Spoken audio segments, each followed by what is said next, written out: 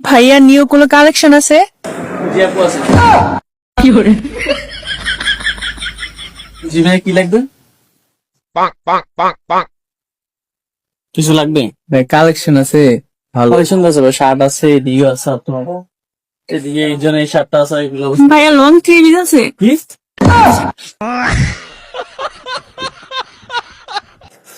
ভাই এদিকে মেয়ে দেখছেন আপনি?